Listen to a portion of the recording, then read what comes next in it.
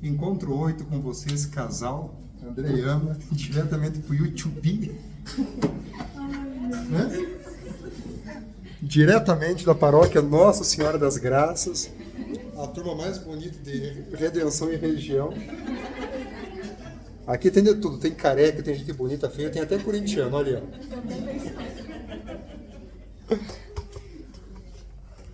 Não se esqueça de deixar o like,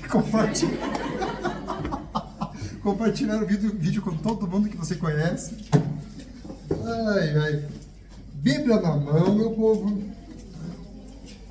Bíblia na mão.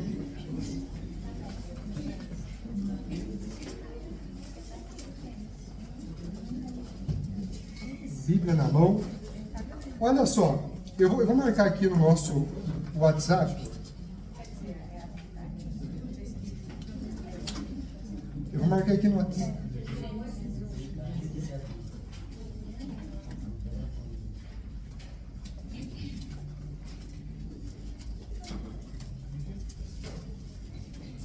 Para vocês pegarem um pouco mais de familiaridade com a Bíblia, eu vou entrar no grupo da catequese, vou marcar aquela mensagem, aquela imagenzinha que nós colocamos da divisão dos livros. A tabela periódica. A tabela periódica é essa aqui, ó, que está lá no WhatsApp de vocês. Eu acabei de marcar ela. Tranquilo? Tem alguém que está fora do grupo aqui? Não, né? Beleza. Lembra que nós falamos do Novo Testamento no último encontro? Sim? Deixa eu chamar esse pra cá. Precisa aparecer também, amor. Como é que você quer ser influencer se não aparece que isso não é barato? No último encontro, nós falamos do Novo Testamento e falamos das classificações, né? O Novo Testamento, ele é dividido em algumas partes.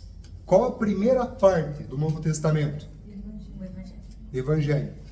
O Evangelho narra a vida e os ensinamentos de Jesus. O Evangelho, então, Evangelho, aqui eu pareço bem, né? Evangelho quer dizer boa nova. Então o Evangelho é centrado em nos trazer os ensinamentos de Jesus. A segunda parte, daí nós temos junto ali o Ato dos Apóstolos, que narra a vida dos apóstolos, logo após a ascensão de Jesus. Daí nós temos as cartas paulinas, né, que são cartas que São Paulo fez para algumas comunidades. Depois as cartas paulinas, lá em rosinha, nós temos as cartas católicas ou gerais, que já são recomendações mais gerais. E por final nós temos ali o Apocalipse, beleza? Bom, o Antigo Testamento, se vocês forem ver aquela imagenzinha que eu mandei para vocês, ele tem um desenhozinho verde. Estão vendo lá no WhatsApp? Então está lá na tabela periódica, nós temos o Antigo Testamento. O primeiro livro é GN, que quer dizer? Qual o segundo livro? Qual o terceiro? Qual o terceiro? Quarto? Quinto? Esses livros que vocês estão vendo, veja lá na sigla alizinha, lá naquela legendinha. Qual é o nome desses 5 livros? Pentateuco. O Pentateuco corresponde à mesma Torá, que é o livro, que é um livro sagrado dos judeus, beleza? Na verdade, o livro judeu tem me fugiu o nome agora. Quem lembrar me ajuda. A Torá é o livro mais importante, mas o conjunto do livro do judeu, Tanakh. Sabe as palavras, né, compadre Leandro? Tanakh. A Tanakh dos judeus corresponde à completude no nosso Antigo Testamento. Então, se pegar a Tanakh dos judeus, vai ter aquele outro bloco azul ali, que são os livros históricos, vai ter o bloco amarelo, que são os livros sapienciais, e nós temos ali o bloquinho vermelho, que são os livros proféticos. Hoje, nós começaremos a leitura do primeiro livro da Torá judaica ou do Pentateuco católico.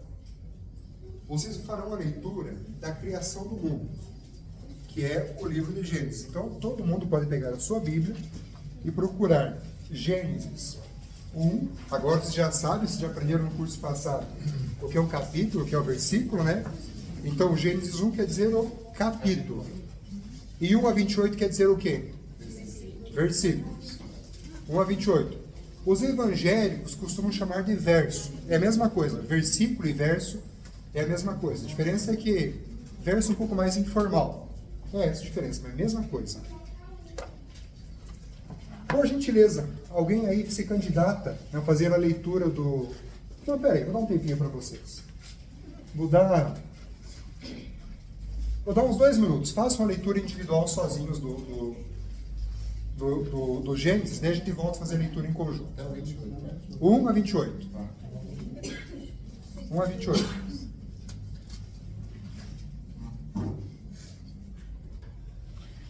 Eu vou retomar sem a gente fazer a leitura conjunta, tá? São muitas diferenças de versões e as Bíblias de vocês e o texto é bom. Eu vou tentar resumir, eu vou tentar ouvir de vocês o resumo. O que vocês percebem que está acontecendo aqui? O que narra esse capítulo do Gênesis? Criação do mundo. Perfeito. O ser humano, os animais. O que mais? O que mais notaram aqui? A divisão das trevas da luz, dia e a noite. Dia e noite. Que tudo era bom. Tudo era bom. E sempre que o tarde de Pode fechar. cada vez que a gente vê assim, e ouve tarde e manhã. Perfeito. Quem mais? Falou aí? Criação da terra e da água. Criação da terra e da água. O que mais?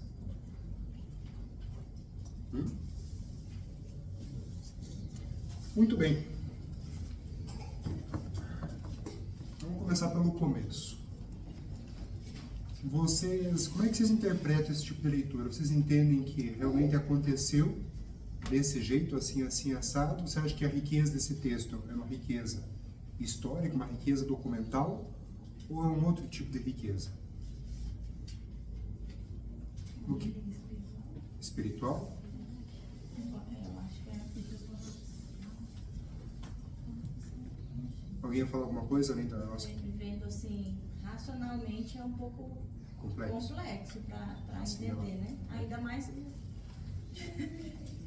se a gente imaginar ao pé da letra como está acontecendo aqui, Deus, haja luz e trevas. Pronto, tipo assim, rapidinho ele fala isso e rapidinho acontece. Como que passou o dia todo, né? A gente virou o outro dia. É um pouco complicado para, né? Se a gente for avaliar, analisar racionalmente, né?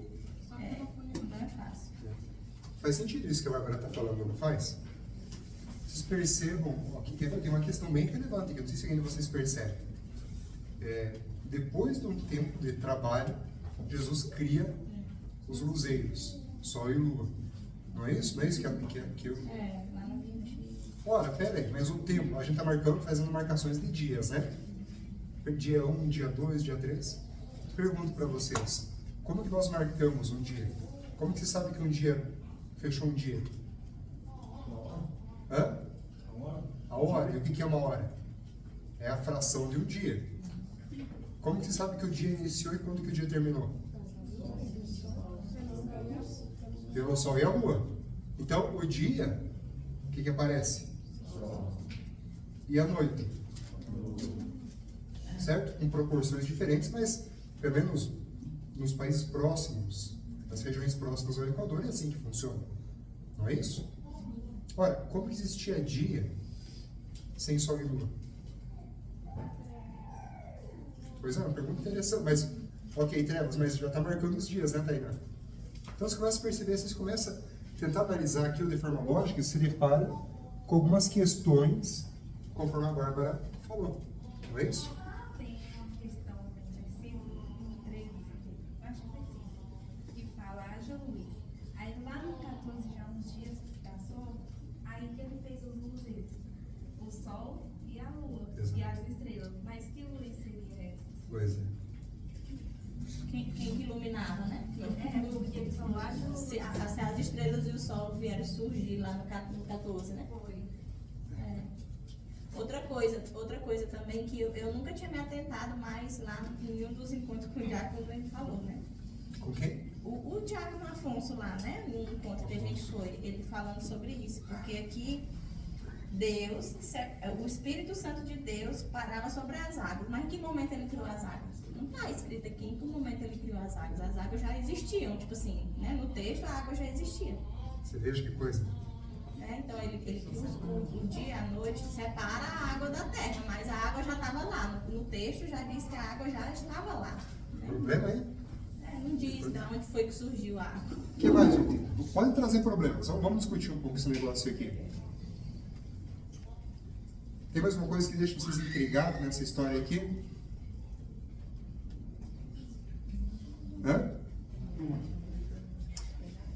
Dou-lhe uma, dou-lhe duas, fale agora o cálice para sempre, viu?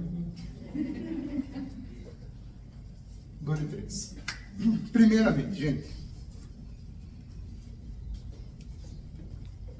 a Igreja Católica não cobra que nós interpretemos o Gênesis ao pé da letra. Até mesmo porque você vai pegar a simples questão, né? Peraí, mas se o que marca um dia é a passagem de 24 horas, né? É a rotação da Terra, como que a gente media tempo naquela época? Como que media as 24 horas no tempo de Jesus? A pergunta que faço para vocês é, quem disse que são dias de 24 horas? Percebe? Então a gente já começa a perceber uma questão que tira um pouco assim a lógica com a qual nós estamos habituados hoje, já em alguns pontos como esse. Segundo, bota uma série de escalas, né? Ah, mas isso, mas aquilo, o Sol, a Terra e tal. E aí vem a questão. O problema que nós temos hoje, justamente pela falta de formação, é que nós queremos interpretar o Gênesis ao pé da letra como relato científico, como relato, aliás, não é nem científico, é histórico. Vocês vão começar a ver que na Bíblia existem passagens que elas são históricas, aconteceu isso, ela narra fatos, e tem passagens que elas são no sentido literal. Tem outras que são, a gente fala de gêneros literais. A criação do universo, o Gênesis, foi um texto criado, especula-se que ele tenha sido criado em torno de 1200 anos antes de Cristo, certo? Ou melhor, ao longo de um tempo, começando em 1200 anos antes de Cristo. Para nós, vamos lá, indo direto ao ponto, para nós católicos, a riqueza do Gênesis não é documental, não é histórica, é teológica. A gente vai começar a pensar alguns pontos aqui que enriquecem a nossa percepção da dignidade humana, da finalidade com a qual Deus nos criou. Beleza? Vocês vão ver que muitas outras religiões, não católicas, evidentemente, elas querem interpretar a Bíblia ao pé da letra. Só que aí é interessante. Ao pé da letra em certos pontos. Então a criação do mundo, que se vê um monte de contrassenso da lógica científica, eles querem interpretar ao pé da letra. Jesus acordou, fez pum, caveirinha mágica, isso. Depois pum, fez aquilo lá. E no terceiro dia isso. Eles querem interpretar exatamente como está, literalmente isso. Então eles observam uma criação, uma ordem criacional, ipsis literis, assim como está aqui. Certo? Daí quando você chega no Novo Testamento, que é uma coisa mais documentada, relatos que Jesus dizia, né? Vocês terão que comer minha carne e beber do meu sangue. Que isso culmina na Eucaristia, aí eles vão interpretar o pé da letra. Aí eles dizem, não, isso aqui é uma parábola, é um jeito de dizer. Então você percebe, você começa interpretando assim no sentido literal, e quando você pega outra coisa que é literal, interpreta-se no sentido metafórico. Percebe? Então vamos lá. Vocês que serão católicos nos sacramentos, entendam. A Igreja Católica não cobra de vocês a crença de que isso aqui foi feito em 7 dias. Certo? Ela também não proíbe que vocês acreditem nisso, gente. Ela também não proíbe. Mas ela chama a atenção nossa para a riqueza teológica do Gênesis. André, você acha que Deus poderia ter criado o mundo em uma semana? Podia, em um segundo estalo de dedo. Deus é Deus, não é? Ah, mas como que Jesus poderia ter nascido de uma virgem? Meu irmão, desculpa a palavra, que é só para enfatizar um exemplo, tá? Desculpa empobrecer a coisa assim, mas se Jesus, se Deus quisesse fazer, Jesus botar de dentro de uma abóbora, ele faria isso? Deus é Deus, meu Deus do céu. Qual a dificuldade de entender isso? Então, Deus pode sim ter criado o mundo em 7 dias. Faça os luzeiros, os animais rastejantes, né, as aves. No final cria o homem, sua imagem e semelhança. Tranquilo. Ele pode fazer assim. Do mesmo jeito que você pode analisar. Já ouviram falar da teoria do Big Bang? É o que vocês ouvem na escola. E tem um monte de gente que usa a teoria do Big Bang.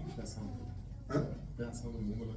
Como criação do mundo, para atacar a Igreja Católica, para atacar a Bíblia. Gente, vocês sabiam que a teoria do Big Bang foi feita por um padre católico? Aham. Tinha o nome é um padre belga, deixa eu ver se não tem o nome dele aqui. Não notei, está na minha Bíblia que a minha esposa esqueceu em casa. Eu esqueci minha Bíblia em casa. Mas era um padre belga, ele criou a teoria do Big Bang no início do século passado. E a teoria do Big Bang, na verdade, chamava de ovo cósmico. Daí teve um outro cara lá por 1939, que para fazer piada, para tirar onda com a teoria do Big Bang, do ovo cósmico, ele disse, esse cara quer dizer que foi o Big Bang, daí que pegou na teoria. Mas a teoria do Big Bang foi criada por um padre católico, meu Deus do céu. E ela não deu. Se você for pegar a teoria do Big Bang e traçar um paralelo com a criação do mundo, tem um monte de coisa similar, sabe? A concentração dos átomos, aquela energia concentrada, bum, Big Bang, a luz. Então, se você traçar um paralelo, você liga perfeitamente, dá para encaixar uma coisa na outra. Você me pergunta, André, então a Igreja Católica prega que os 7 dias estão representados no Big Bang? Não. A igreja não briga nada nesse entendimento, certo? Os ateus querem a todo custo provar a teoria da seleção natural de Darwin. Já viram falar? Evolucionismo? Veja, a Igreja Católica não tem nem problema nenhum caso se comprove que essa teoria é verdade, certo? Eu tenho um problema com essa teoria, aqui é uma questão pessoal.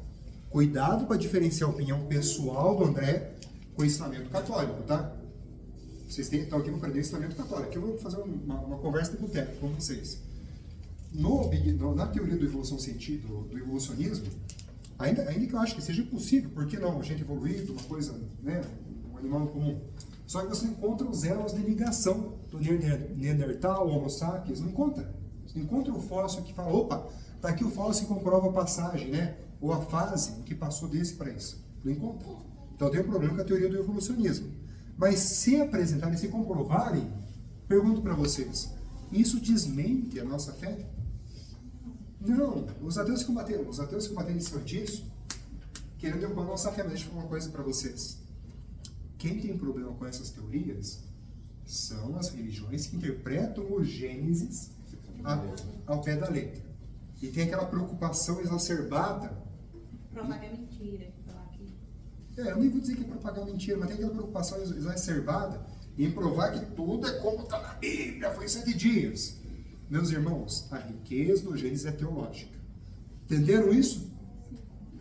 Perguntinha de teste para vocês.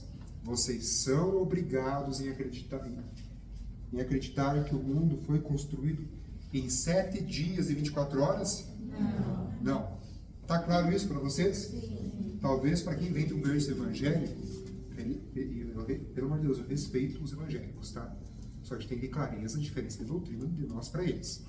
Para quem vem de berço evangélico, não estou dizendo que são todos, mas uma boa parte dos evangélicos querem ler o Gênesis a pé da letra.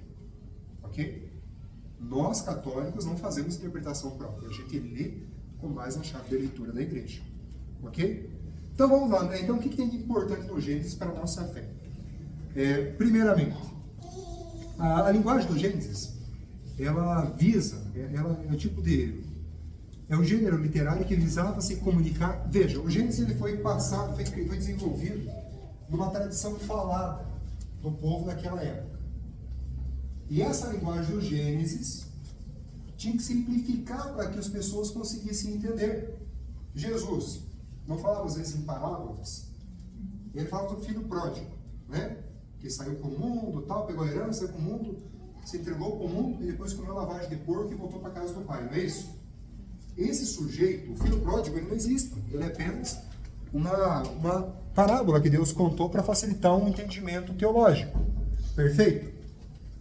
Os judeus, eles também tinham isso. Então, a gente entende que o Gênesis foi uma linguagem criada para ajudar a evangelizar, a formar a teologia deles com aquelas pessoas.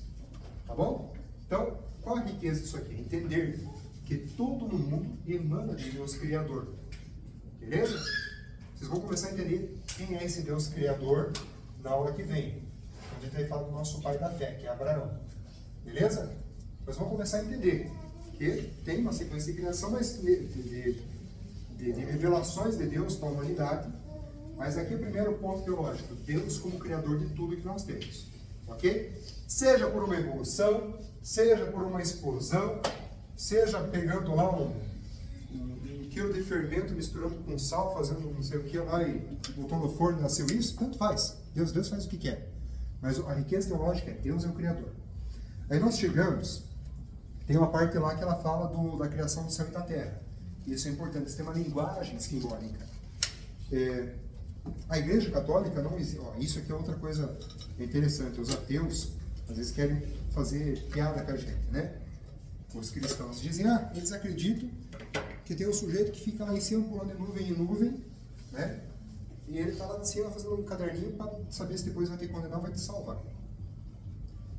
A Igreja Católica não cobra que vocês acreditam que Jesus, que Deus está no céu físico, em cima das nuvens, e que o inferno está aqui embaixo da terra, no magma da terra. Isso são linguagens figurativas. Beleza? Agora sim, quando a gente fala do Gênesis, criou o céu e terra, ali ele cria a ideia de um mundo espiritual, onde está a transcendência das nossas almas, e cria esse mundo terreno onde nós estamos vivendo agora. Percebem? Então, o Gênesis ele vai trazendo esses entendimentos para o povo da época. Tranquilo até aqui?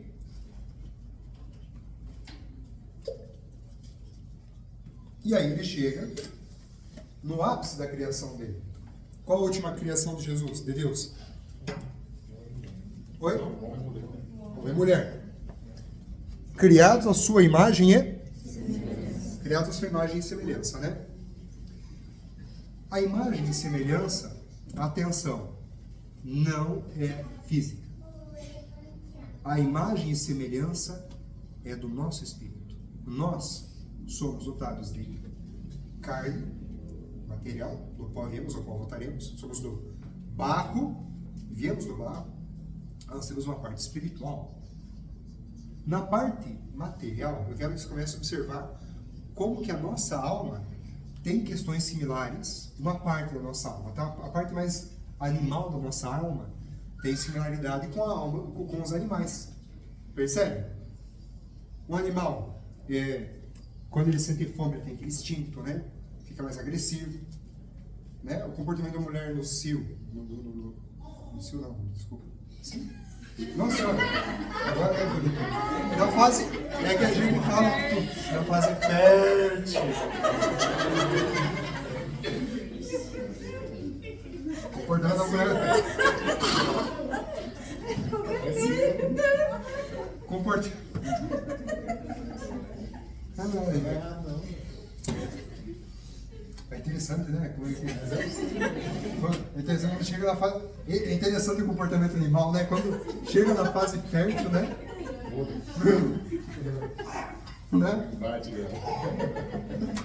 Mas enfim, brincadeiras à parte, deslizes à parte, tem a parte animal que é parecida. Tem a parte animal. Só que nós temos uma distinção dos animais, que é a parte da nossa alma que ali se aproxima de Deus. Que é a nossa imagem e semelhança a Deus, na nossa dignidade. Ainda que nós tenhamos certos comportamentos instintos animais, nós também temos a capacidade de se contrariar. O animal, ele só age no instinto. Pega uma cadela, deixa ela adulta, né? Desculpa, uma cadela e deixa os filhos delas ficarem grandes, né? Você bota uma bacia de comida lá, tá todos os cachorros com fome, os filhos dela vão na comida dela, o que ela faz? Bota todos os filhos para correr. Uma mãe, um ser humano, tem a capacidade de se contrariar, passar fome, até mesmo sacrificar a vida pelo alimento do filho? Sim. Todo animal, ele tem o instinto de proteger a sua prole. Não é isso? Deu uma idade, manda para fora. Manda para o mundo e aí se vira. Mamãe não, mamãe velha, lá com seus 80 anos, chora na porta da cadeia, acreditando na inocência do filho, e se for preciso ela entra lá e cuida dele. Eu com quase 30 anos, fui para a cadeia, quer dizer, fui fazer uma cirurgia. Eu com 30 e poucos anos fiz uma cirurgia, minha mãe cuidou de mim igual uma criança. Até para ir lá no banheiro, gente. 30 e poucos anos. O animal não faz isso. Então, isso nós chamamos de espírito, de alma. A nossa alma, ela é imagem e semelhança de Deus. Isso que é importante. Quando Deus, nesse gênero literário do Gênesis, quando se fala imagem e semelhança, todo mundo pensa que Deus é igual a gente fisicamente. Eu não sei. Tanto é que você veja que a Igreja Católica, ela tem dificuldade de retratar a imagem de Deus. Ela faz isso com uma questão simbólica. Agora, como que é Deus? Né? Jesus já tem uma noção, mas Deus, como é que é? Então, o principal de tudo é, Deus é a nossa imagem e semelhança enquanto dignidade. Certo? Tanto é que se você for ler o Evangelho com atenção, você vai ver pontos em que se refere a Deus como um instinto paterno, protetor, né? Provedor, e os outros momentos Deus com um aspecto materno. Percebem? Então, a ideia de imagem e semelhança é a imagem e semelhança espiritual do Deus puro, certo? André, o sexo de Deus é masculino ou feminino? Quem diz que o espírito tem sexo? Vocês percebem isso? Talvez alguns de vocês tenham ouvido falar isso na primeira vez. A nossa alma, tanto é que quando a gente fala em salvação das almas, quando a gente fala de família, família na terra, a família tradicional, né? Família tradicional, pai, mãe e filhos, que é a família que eu entendo como que é o projeto de Deus para nós aqui na terra. Ela tem uma finalidade. O homem tem a sua finalidade, a esposa tem a sua finalidade, e todos eles têm a família tem os filhos, visando o quê? Visando o quê? Essa família vive em comunhão com Deus, vive em comunhão com a Igreja de Cristo, para que nós possamos salvar as nossas almas. Mas na salvação não tem mais pai e filho, não tem mais esposo e esposa. Entendem isso? Somos todos espíritos, almas, salvas em Deus ou condenadas. Interessante isso, né?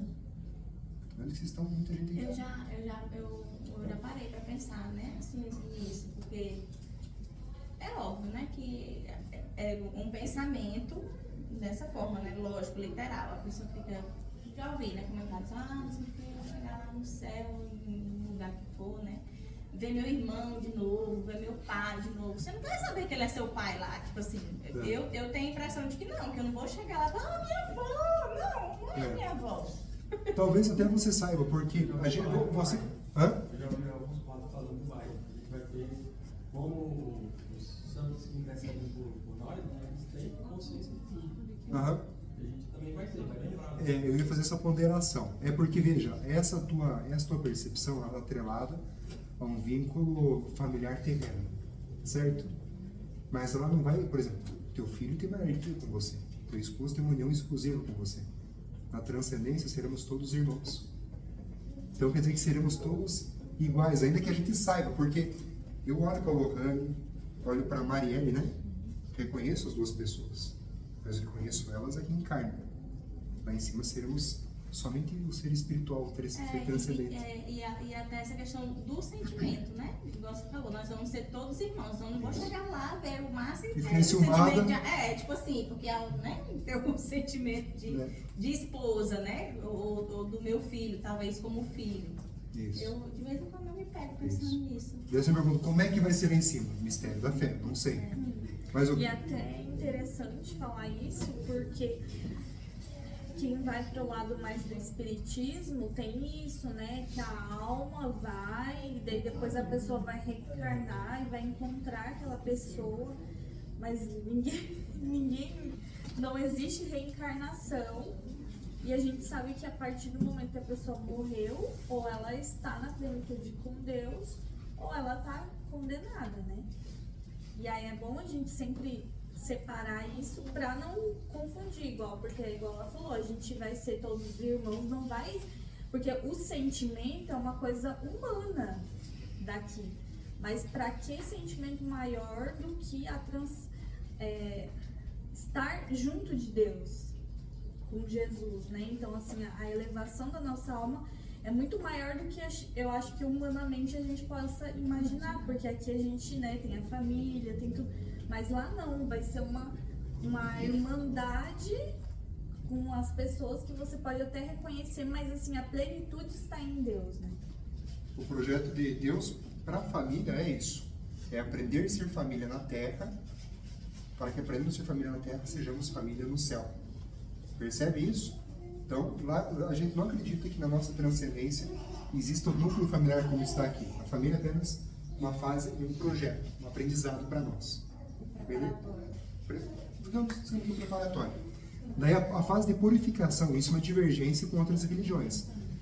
Quando você ganha, quando você merece, você está na graça de Deus e morre, e merece enfim, está salvo, vai para o céu, você pode passar por uma fase de purificação, que é o purgatório, para que nós aprendamos o que precisa ser aprendido e sigamos ao céu. Bom, gente, entenderam um pouquinho do Gênesis? E é interessante também falar isso, porque em algumas religiões eles entendem que quando você morrer, você vai esperar a vinda de Jesus para dar a sua alma, né?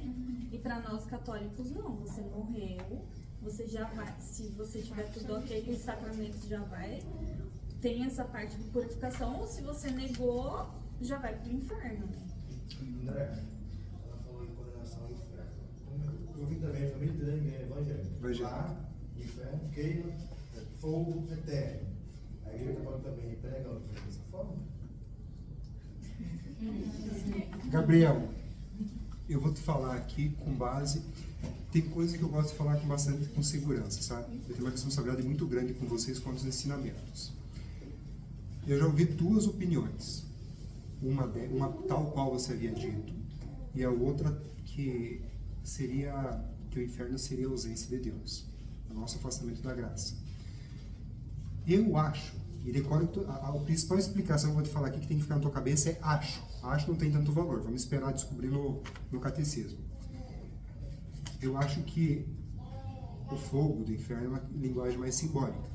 Porém, quando você pega a revelação de Fátima, do século passado, e você viu que os pastorinhos falam, leva a esse entendimento. Então, eu prefiro, nesse momento, pedir assim, uma paciência tua para a gente chegar nos pontos do nosso catecismo que falem isso, para dar uma explicação mais segura, tudo bem?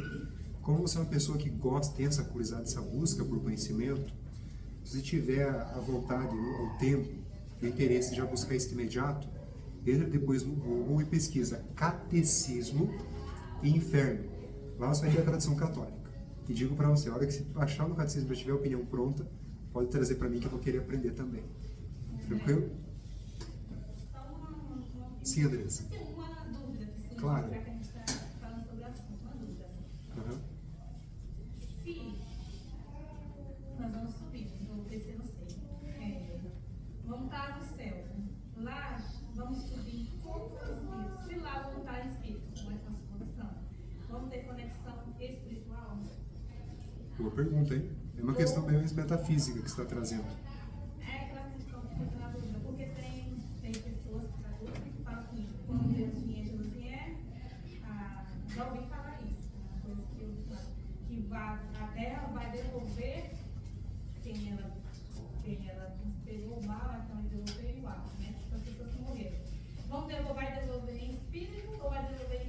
Eu tenho uma percepção sobre isso, mas entenda, essa minha percepção é um esforço teológico com base naquilo que eu pesquisei. Mas aqui para vocês tem que trazer aquilo que é o entendimento da igreja. Não quero decepcionar vocês, viu, gente? Mas eu quero que vocês entendam que a igreja católica é muito mais do que esses espantalhos que criam por aí. A igreja católica tem um ensinamento riquíssimo, tem uma tradição rica. Então, certas coisas, eu estou retomando a catequese depois de um certo tempo, certas coisas eu tenho que ter o domínio para trazer para vocês. Então, até abrindo um diálogo aqui com vocês, meus irmãos. Hoje, a Igreja Católica pena como ela pena pela falta de catequese. Tá? Vocês vão ver os católicos, vocês vão ver como que vocês vão sair daqui mais preparados do que a maioria. Sabe por quê? Porque a nossa catequese é fraca. Eu estou aqui dentro porque senti esse chamado. Eu tenho essa vontade de aprender questões básicas, igual essa que você perguntou para mim, viu, Gabriel? Questões como essa que você está trazendo aqui, são questões que sempre me intrigaram e eu queria tirar o tempo. Eu não tirava o tempo. E daí, trabalhando um pouco, servindo um pouco na igreja, eu notei que as pessoas, elas carecem de conhecimento. Então, o Padre Helder me chamou e falei, estou junto, vamos fazer acontecer. O que eu não souber, eu vou aprendendo. Então, tem coisas que, o que eu estou trazendo aqui para vocês, eu pesquisei para não deixar vocês sem resposta. Coisas que vão vir para frente, eu vou desenvolvendo e vou aprendendo. Mas olha, meus irmãos, o meu maior sonho com vocês, assim, o meu maior desejo é que nós consigamos formar catequistas nessa turma. Se nós formarmos aqui pelo menos eu espero formar uns 30 catequistas. A turma inteira. Mas olha, se nós conseguir formar 5 bons catequistas aqui, 5 bons catequistas, vocês vão ver o resultado de salvação de almas que isso trará para a nossa paróquia aí com uns 5 anos. Gente, é incrível. Qualquer pouco que você sabe, parece um mundo para as pessoas medianas. Então aqui, hoje, a principal, se alguém discordar de mim, eu vou ter menor respeito, mas uma opinião pessoal. Para mim, a principal pastoral da nossa igreja é a catequese. Um católico bem formado, ele não muda de fé. O católico bem formado, ele não abandona nossa tradição. Então, nossa tradição é rica, tem muita coisa para conhecer. Beleza? Falando em tradição, quem está com o catecismo na mão? Beleza. Eu queria convidar dos que têm o catecismo, alguém para abrir o número 239. E vamos ver a percepção da igreja sobre o que a gente aprendeu hoje. 239. Quem pode ler? Beleza. Quem topa ler? A gente tem impresso o livro. Quem topa fazer a leitura de hoje? Eu vou sortear alguém aqui, porque tem um nome que começa com a letra B e termina com Árbara. Quem que pode? Isso aí, pode fazer a leitura. 239.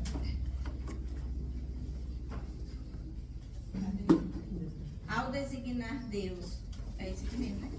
Ao designar Deus com o nome de Pai, a linguagem da fé indica principalmente 2 aspectos: que Deus é a origem primeira de tudo, a autoridade transcendente, e que ao mesmo tempo é bondade e solicitude de amor para todos os seus filhos. Esta ternura paterna de Deus pode também ser expressa pela imagem da maternidade, que indica mais imanência de Deus, a intimidade entre Deus e sua criatura.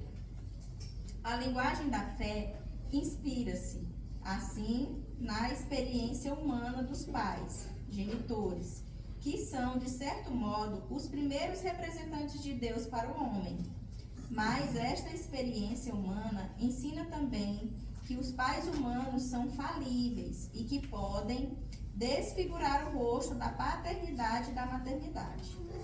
Convém, então, lembrar que Deus... Pera. Atenção nessa... Comece pelo convém e prestem todos atenção nessa fala de agora. Convém, então, lembrar que Deus transcende a distinção humana dos sexos. Ele não é homem nem mulher, é Deus. Transcende também a paternidade e a maternidade humanas, embora seja a sua origem e a medida. Ninguém é pai como Deus o é. Catecismo é a fonte da tradição no ensinamento católico. Beleza? Então, André, quero saber, mas então, Deus é homem mesmo? Está aqui. Está aqui a resposta. Transcende a ideia de homem e mulher. Tranquilo? Então, quando Deus nos criou em sua imagem e semelhança, é um gênero literário querendo demonstrar que o projeto principal de Deus para nós, esse mundo, era criar o mundo para nós.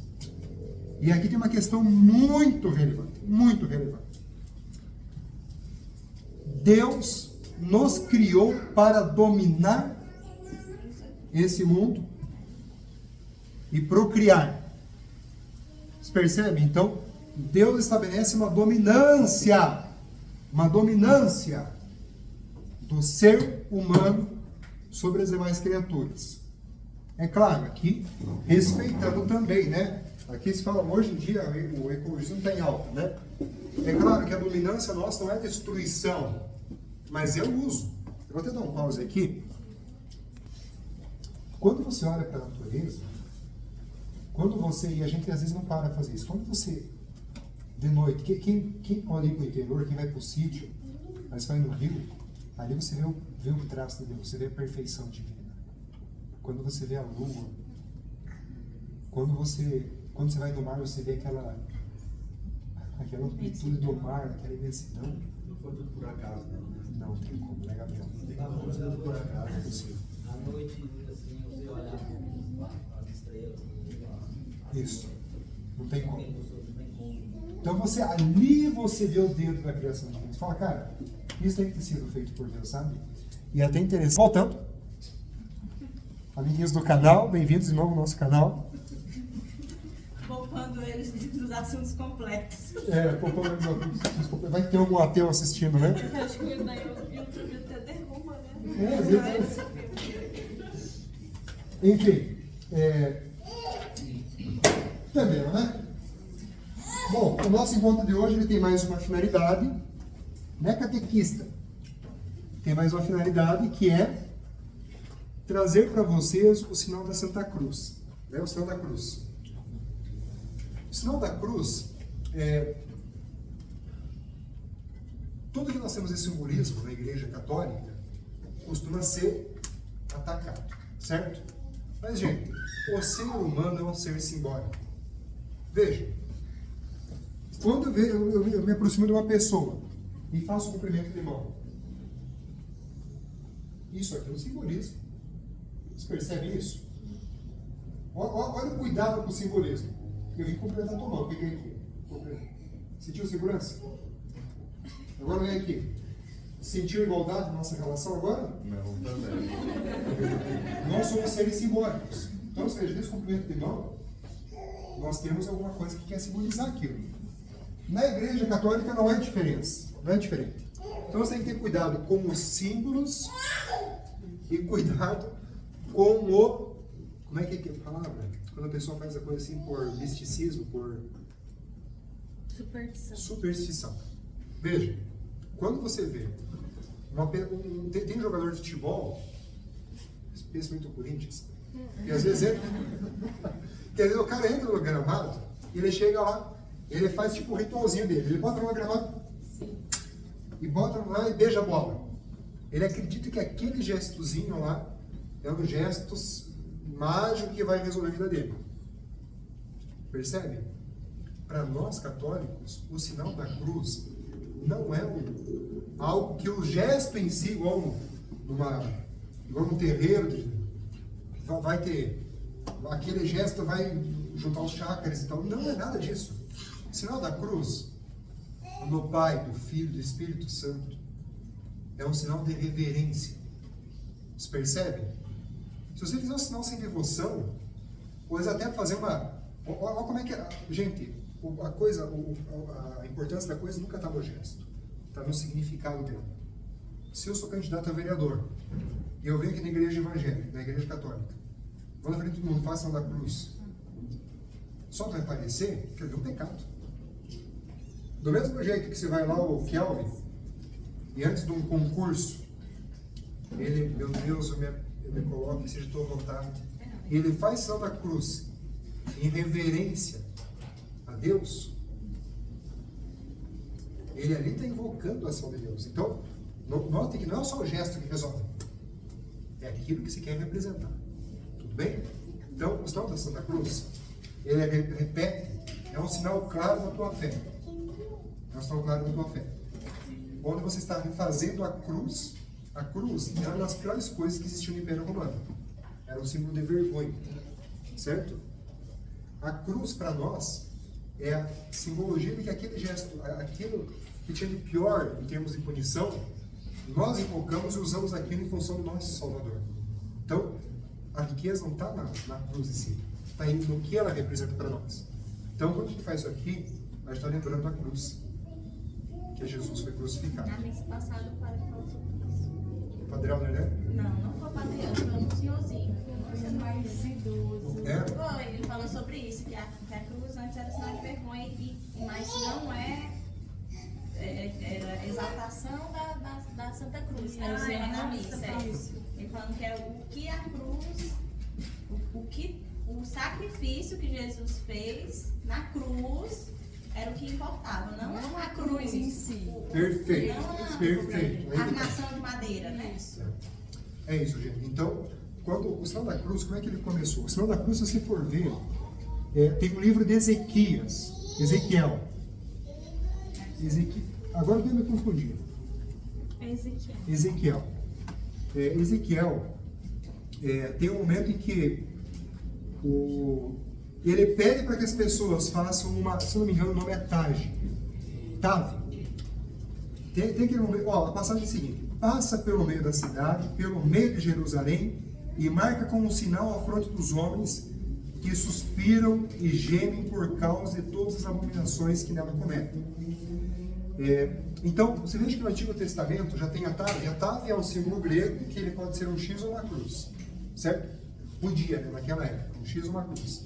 Então tem um momento no Antigo Testamento onde o povo hebraico, que era tão perseguido, Deus manda um sinal e fala assim, eu vou mandar 5 ou 6, me foge a palavra, mas como se fossem guerreiros, soldados, mas é uma linguagem simbólica isso aqui, que eles vão punir todos aqueles que fizeram maldades com o teu povo.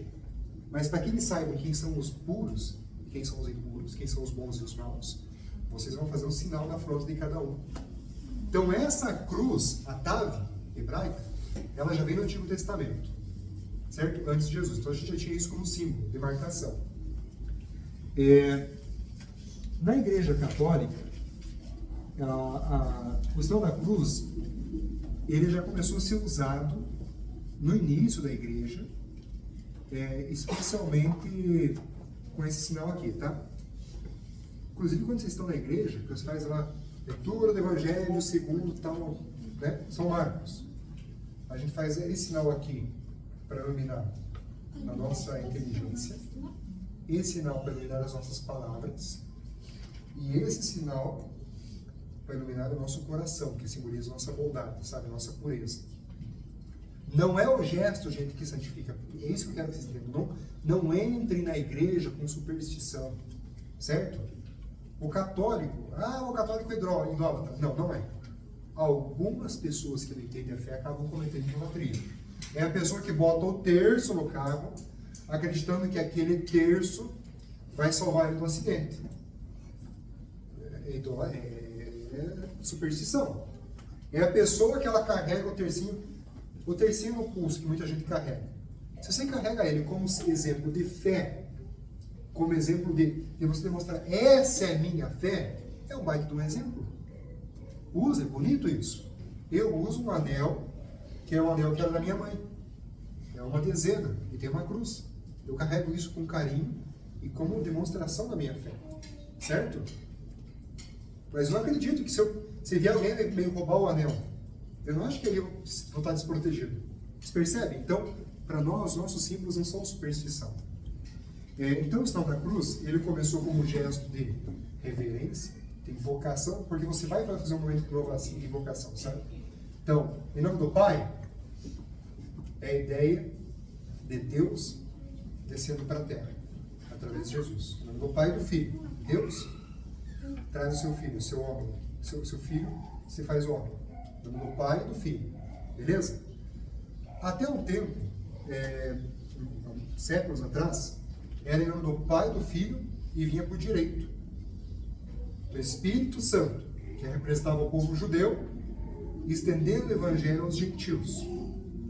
Daí no dia a dia, o padre ia fazer o nome do Pai, do Filho, e o pessoal se confundia. Então ele começou a usar a mão dele, o direcionando o pessoal.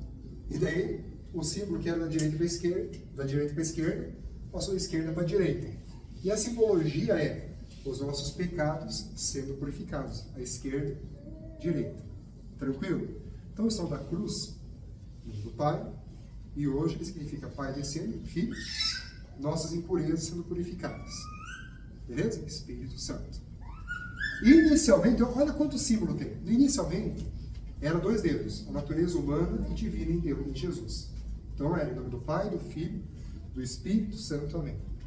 Depois, a natureza humana e divina passou por esses 2 dedos que ficam fechados e juntos os 3 para simbolizar a Trindade. Em nome do Pai, do Filho e do Espírito Santo. Amém. E passou da esquerda para a direita. Hoje, você pode usar qualquer um dos 2 que você quiser na tua vida pessoal. Quer fazer uma oração? Você pode fazer a Trindade. Eu costumo fazer assim, em nome do Pai, do Filho e do Espírito Santo. Fazer uma oração e tal, né?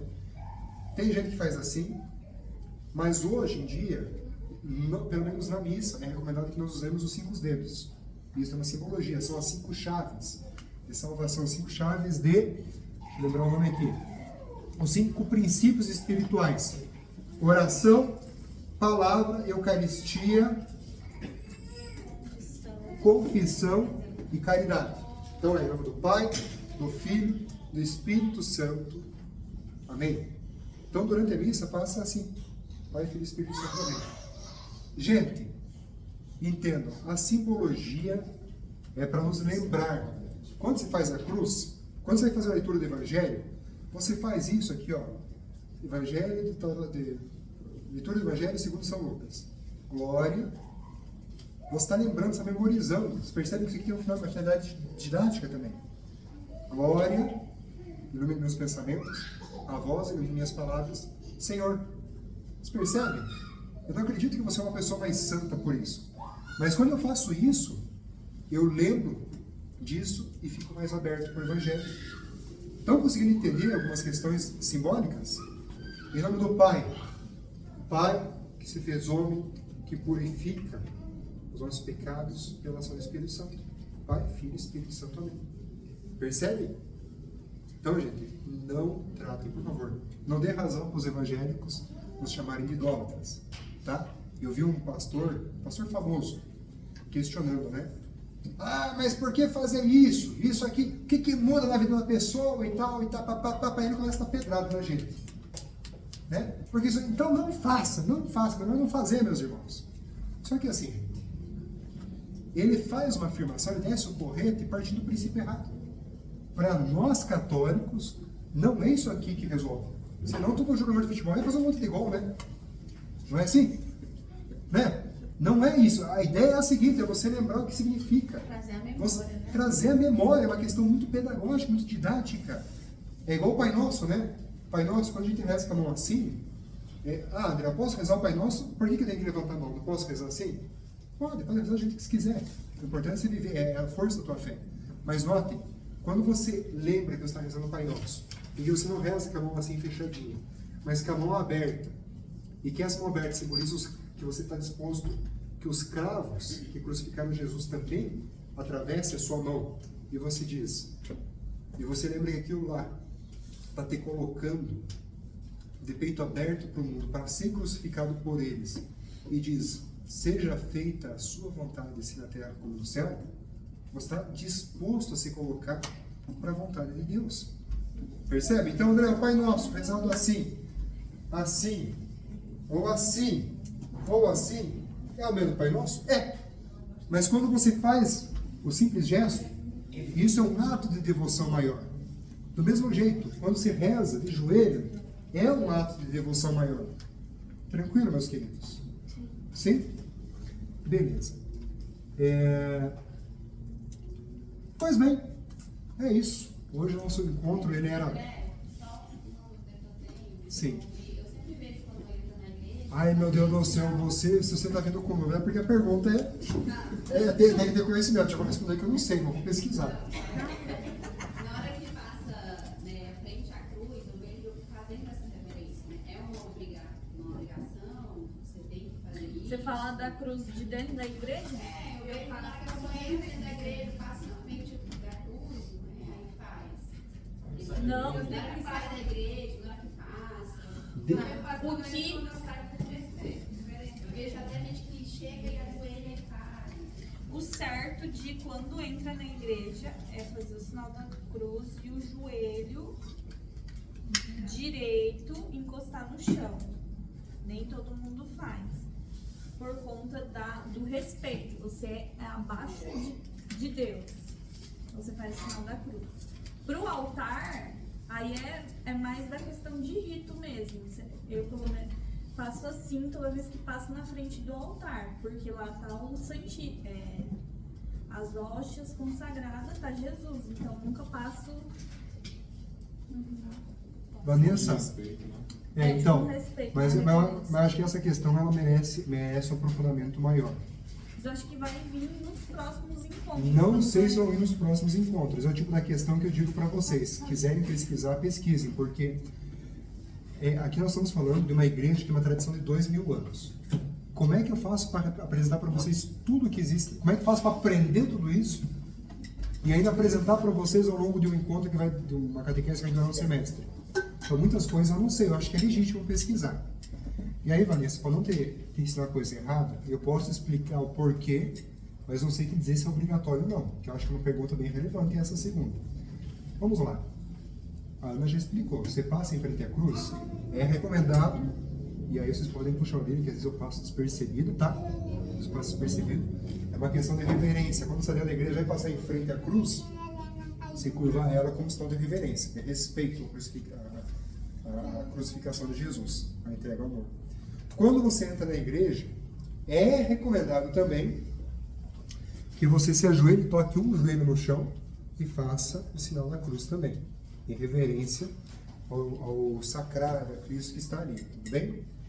Agora sim, uma pergunta que é interessante. O direito canônico prevê obrigatoriedade de nós fazermos isso?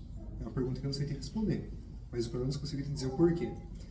Quando a gente passa em frente às igrejas, eu vejo que algumas pessoas têm o hábito de fazer o sinal da cruz. Eu nunca pesquisei isso dentro da igreja católica. Eu penso que quem passa em frente à igreja, igual os antigos faziam, e faz o sinal da cruz, por respeito à casa de Deus, eu acho bonito, eu acho que não tem problema nenhum. Quem faz por superstição, eu acho que daí está criando ídolos, né?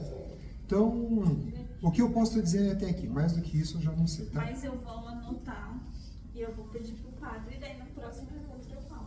Porque é bem importante. Porque assim, se for analisar por lógica, o Santíssimo sempre está exposto, sempre a luz está ligada. Então Jesus sempre está lá, Jesus Eucarístico. Então a gente tem que sim ter a reverência, independente de quando a gente passa.